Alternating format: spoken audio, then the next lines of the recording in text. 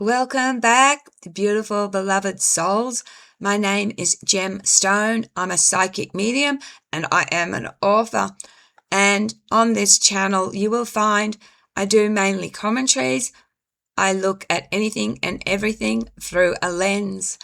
And I'm not going to offer, like I normally do, my PDFs for sale because I am talking about something I usually don't talk about, and that is reckless Ben Schneider. Yes, what's going on has even reached us in Australia, and I just want to let you know that I fully support Ben. I have seen the evidence, and so far it looks like the police are in the wrong.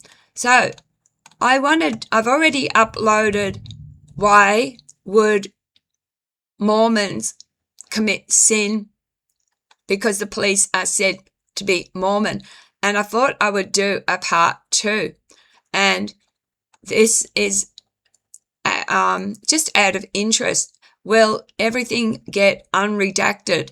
And if it shows Ben's allegations as true, what happens to the Forke police?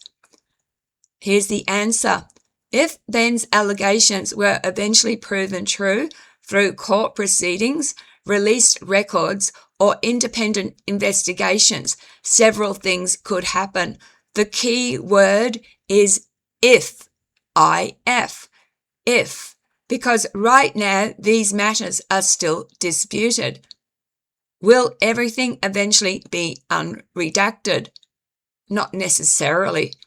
Even when cases become public, some material can remain redacted indefinitely, such as personal information of witnesses, addresses and phone numbers, information about minors, medical information, information tied to ongoing investigations, information protected by court orders.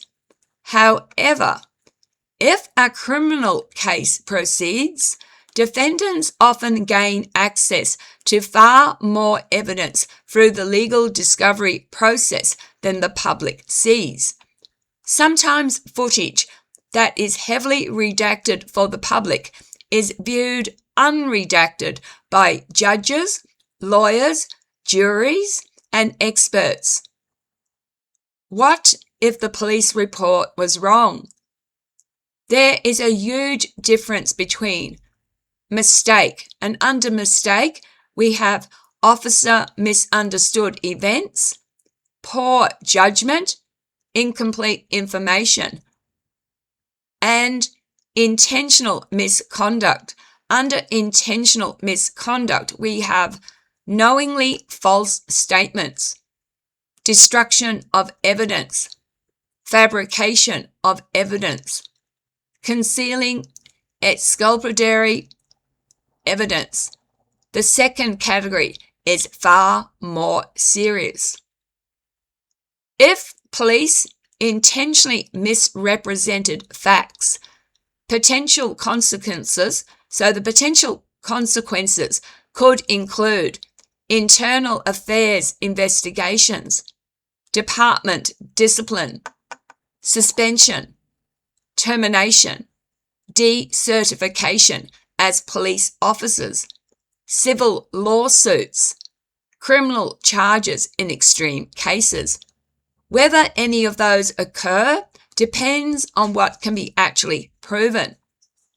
So why do legal experts seem interested in this case? Lawyers often become interested when they see potential issues involving search warrants, evidence handling, due process, constitutional rights, public records, First Amendment questions involving journalists or content creators. Let me repeat that.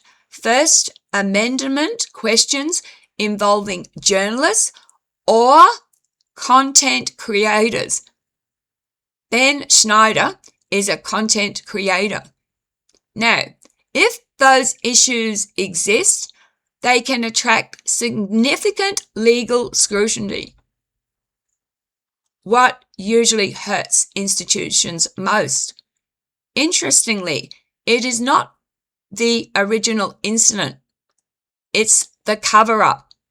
History is full of examples where the initial mistake could have been survived, but the effort to hide it created a much bigger scandal. Think of a crack in a wall. A small crack can be repaired. Painting over it, pretending it isn't there, often leads to a much larger problem when everyone eventually discovers it. So, the expectation. If the controversy keeps growing and millions continue watching, there will likely be increasing pressure for court filings to become public, additional body cam footage to be examined, warrants and affidavits to be scrutinised, independent legal analysis. The legal system tends to move much slower than YouTube. A viral video can reach 1 million people in a day. A court case can take months or even years. So the question is probably not, will we know next week? It's what evidence survives scrutiny when lawyers, judges, and opposing experts all get involved. That is usually when the strongest claim either becomes firmly established or fall apart. The outcome depends less on social media and more on what can be demonstrated through records, testimony, and evidence. All right. I just want to let you know I am not a legal expert, but it is pretty damning. Now, like I said in the first video I uploaded, the reason why the police have doubled down, and this is a guess, is because they go to church, they're socially connected with Josh, and because Josh goes to their church, Josh would be seen as a good person, a good Mormon. So, imagine then someone you don't know, a stranger coming to your city. You're most likely going to support the person you know who goes to church than some stranger. Again, I stand very strongly on Ben's side. Let me know down below if you have heard of this. What do you think? Please keep it respectful. I just ask for respect and tolerance. We all have our own opinions and nobody is right, nobody is more wrong here. Let me know what you think. And if you're a legal person, let me know what you think the outcome is going to be. Thanks very much for watching. Please be kind to each other. It costs nothing to smile at a stranger. You might just save someone's life. And take care of yourselves because you matter. You are special. Thanks again for watching.